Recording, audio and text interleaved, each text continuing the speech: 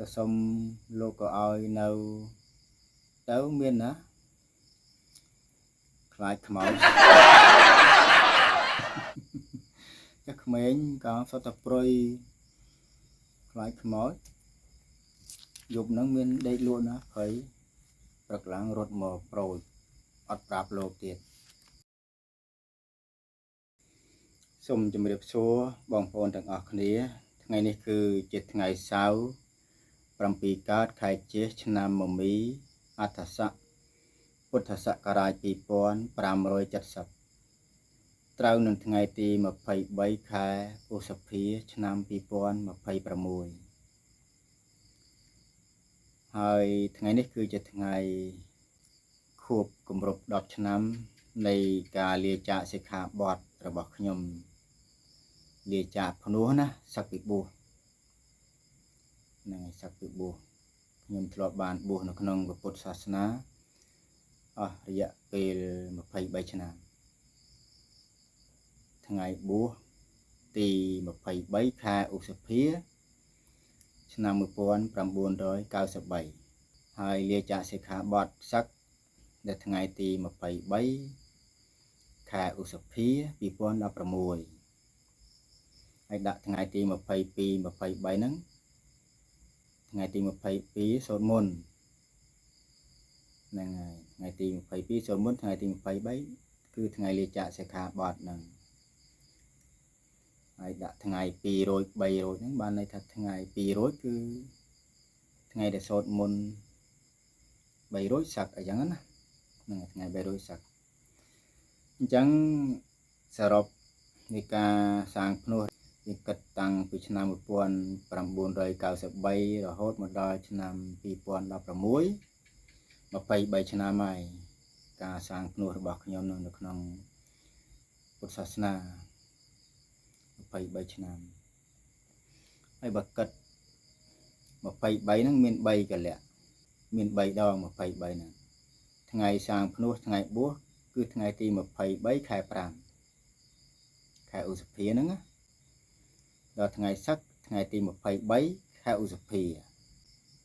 រយៈពេលនៃការបួសគឺ23ឆ្នាំអញ្ចឹង3មាន3កលៈ23ថ្ងៃបួស23ថ្ងៃសឹករយៈពេលនៃការបួស23ឆ្នាំអញ្ចឹង23ហ្នឹង3កលៈហ្នឹងហើយ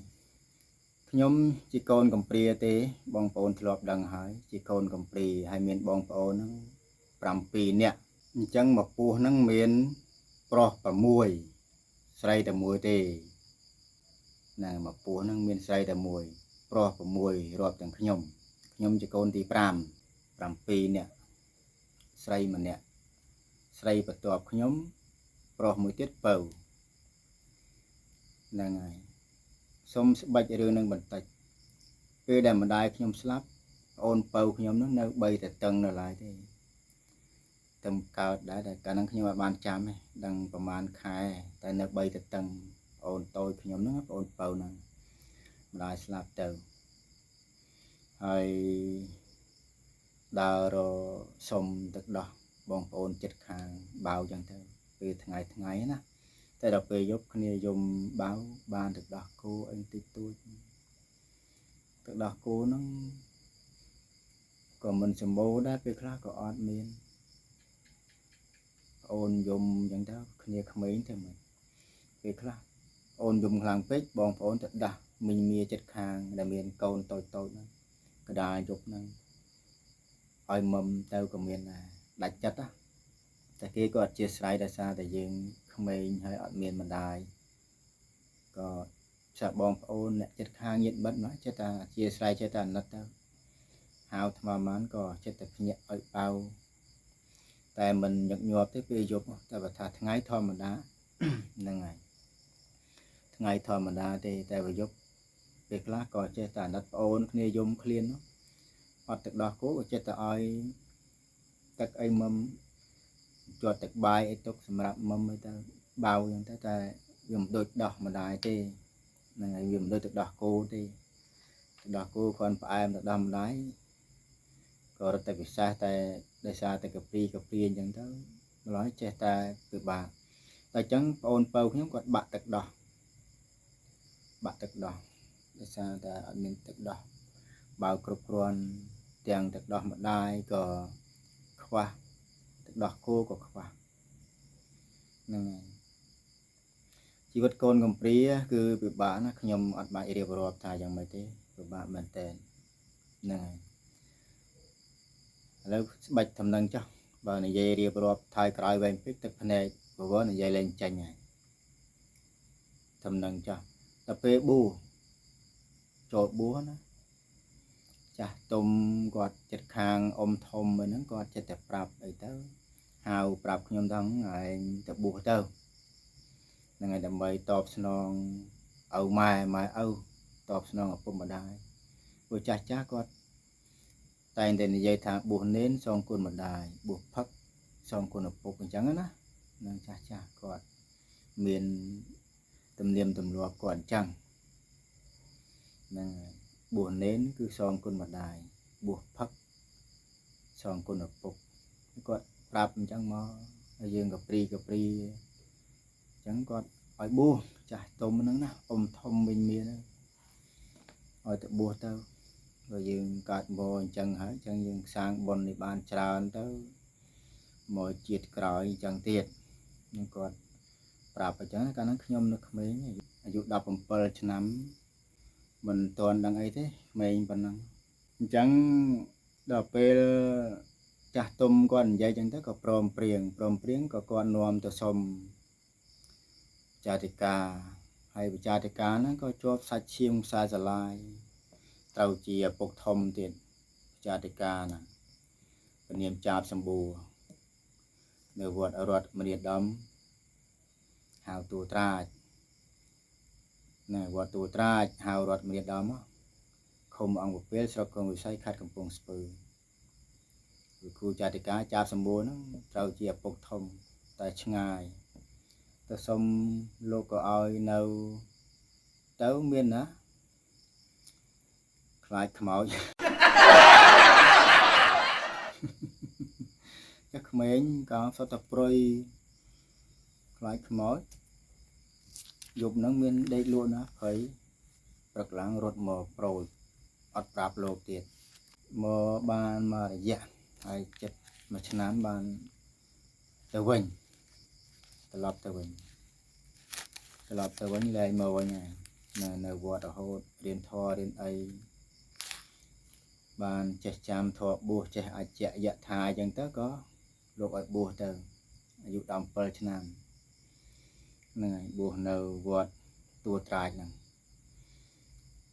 ហើយបានបួសហើយក៏អាស្រ័យនៅនឹងមុនទៅនេះទៅនោះធម្មតាទៅអញ្ចឹងរយៈកាល23ឆ្នាំហ្នឹងគឺជីវិតនៅក្នុងភេទជាបព្វជិតជីវិតអ្នកបួសនៅក្រៅមរតកពុទ្ធសាសនាអញ្ចឹងជីវិតកំព្រាបានពុទ្ធសាសនាជាទីជ្រកកោនពុំអ្នកអាស្រ័យរៀនសូត្រធម៌អាបានចេះចំណេះដឹងបន្តិចបន្តួចមកដល់សប្តាហ៍ថ្ងៃគឺដោយសារតែពុទ្ធសាសនាឲ្យផ្ញើខ្លួននៅក្នុងវត្តអារាមហើយការរស់នៅប្រស្រ័យតាក់ទងក៏ដោយសារអ្នកដតីដោយសារតែញាតិញោមបរិស័ទគាត់ចិញ្ចឹមបណ្ឌបាតរស់ដោយអ្នកដតីពលគឺរស់ដោយពុទ្ធបរិស័ទ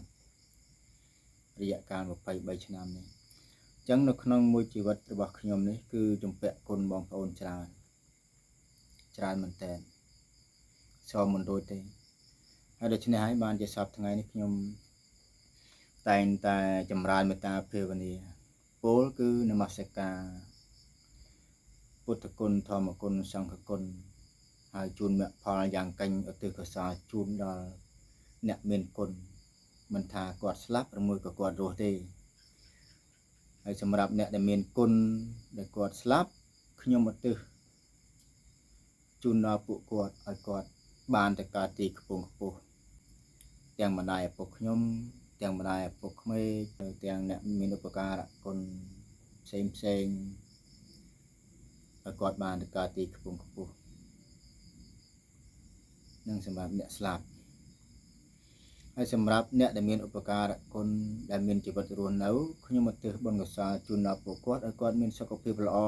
មានអាយុវែង មានសុភមង្គលក្នុងគ្រួសាររកទទួលទានមានបាន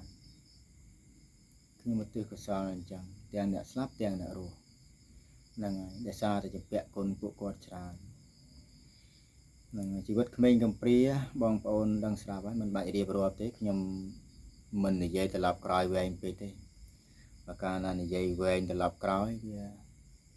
អាចនិយាយលែងចេញទឹកភ្នែកទឹកសវោអញ្ចឹងមិនរៀបរាប់ឲ្យច្រើនទេណាជីវិតក្មេងកំព្រាតើតអ្នកកំព្រាបណ្ដឹងរសជាតិយ៉ាងម៉េចអញ្ចឹងបួសរហូតដល់ថ្ងៃសឹកយើងគិតតាំងពី1993មកដល់2016 23ឆ្នាំអញ្ចឹង23ឆ្នាំហ្នឹងឯងជីវិតព្រះសង្ឃរសជាតិនៃព្រះសង្ឃបរិស័ទគាត់ចិញ្ចឹមអត់មានគិតថាព្រះសង្ឃជាកូនអ្នកណាទេឲ្យតែជាព្រះសង្ឃគឺគាត់ចិញ្ចឹមទំនុកបំរុងដោយបច្ច័យ4ចង្ហាន់បិណ្ឌបាតអញ្ចឹងទៅពេលលោកបិណ្ឌបាតក៏តែងតែធ្វើចង្ហាន់ដាក់បាតទៅតាមធនធានរបស់គាត់អញ្ចឹងទៅយកកន្លែងជីវិតអ្នកបួសបន្តិចមកនិយាយខ្ញុំធ្លាប់និយាយដែរពេលដែលសឹកមកវិញមាននេះមាននោះតិចតួចគេថាយើងបួសសន្សំទ្រព្យហើយបួសសន្សំទ្រព្យដល់ពេលយើងសឹកមកអត់គេថាយើងបួសយូរអត់កំណត់សឹកមកវិញមានតែស្អីណានោះមានតែចែកនេះចែកបងប្អូនយល់ទេគេថាខ្ញុំអញ្ចឹងបួសយូរឆ្នាំសឹកមកមានតែប្រពន្ធអត់និយាយចំអាហ្នឹងវាភៀសពេកនិយាយអញ្ចឹងបងប្អូនហ្នឹងណាមានប៉ុណ្ណឹងសឹកវិញមានអ្នកជេរខ្ញុំអញ្ចឹងហើយខ្ញុំធ្វើមិនហើយទៅធ្វើមិនប្រសងហ្នឹងហ្មងប្រុងទៅធ្វើមិនរស់ដោយបរិស័ទរស់ដោយអ្នកដតីហ្នឹងហើយទៅធ្វើមិនពេលណាដែលមានបច្ច័យច្រើនតាមអធិស្ឋានក៏អាចសន្សំទុកគ្រាន់តែទិញថ្នាំព្យាបាលជំងឺរោគាពេលខ្លះអាពាតពេលខ្លះឈឺហ្នឹងអត់មានបច្ច័យព្យាបាលផងសុំបងប្អូនសុំបរិស័ទព្យាបាលជំងឺជីវិតប្រសងធ្វើមិនហ្នឹងហើយតាមបុណ្យតាមនិស្ស័យអញ្ចឹងទៅតាមបុណ្យតាមនិស្ស័យហើយខ្ញុំពេលសឹកពីបួសមកវិញមានស្អីទេពេលសឹកនឹងខ្ចីលុយគេផងហ្នឹងធ្វើបុណ្យសឹកខ្ចីលុយគេមានស្អីអត់មានអីទេខ្ញុំក៏និយាយប៉ុណ្្នឹងទេណារំលឹកអនុស្សាវរីយ៍ការសាងភ្នោះរបស់ខ្ញុំឯងព្រោះថ្ងៃនេះថ្ងៃខួបគម្រប់10ឆ្នាំនៃការលាចាកសិក្ខាបទរបស់ខ្ញុំហើយសូមបញ្ជាក់បន្ថែមណាខ្ញុំបានសាងភ្នោះថ្ងៃទី23ខែ5ខែឧសភាឆ្នាំ1993ហើយបានលាចាកសិក្ខាបទសឹកថ្ងៃទី23ខែឧសភាឆ្នាំ2016ចឹង23ឆ្នាំការបួសរបស់ខ្ញុំហ្នឹងហើយក៏សូមអធិស្ឋានចំពោះបងប្អូនផងដែរក្រែងលោកខ្ញុំនិយាយទៅមានការលឺលួសខ្វះខាតអីយ៉ាងណាឬមួយក៏ឆ្គាំឆ្គងក៏សូមខន្តីផងការធ្វើវីដេអូរបស់ខ្ញុំនេះគឺក្នុងគោលបំណងរំលឹកការសាងព្រះភ្នោះនិងការសឹកនិងរំលឹកអនុស្សាវរីយ៍ហើយក្រោមការឧបត្ថម្ភរបស់លោកប្អូនសុខុនវុធាក្នុងពិធីលាចាកសិក្ខាបទនេះហ្នឹងឥឡូវហ្នឹងគាត់បានសឹកដែរគាត់សឹកដែរហ្នឹងហើយក៏សូមជូនពរលោកប្អូនសុខុនវុធាបានសម្រេចជោគជ័យគ្រប់ភារកិច្ចហើយក៏សូមជូនពរដល់បងប្អូនទាំងអស់គ្នាដែលតែងតែស្រឡាញ់គាំទ្រតែងតែនឹករលឹកតែងតែរាប់អានដល់ខ្ញុំក៏សូមជូនពរឲ្យជួបប្រទះតែសម្បត្តិទាំងឡាយ3គឺសម្បត្តិមនុស្សទេវតាសម្បត្តិព្រះនិព្វាននៅក្នុងបច្ចុប្បន្នបងប្អូនប្រាថ្នាយ៉ាងណាក៏សូមឲ្យបានសម្រេចគ្រប់គ្នាសូមអរគុណសូមជម្រាបលា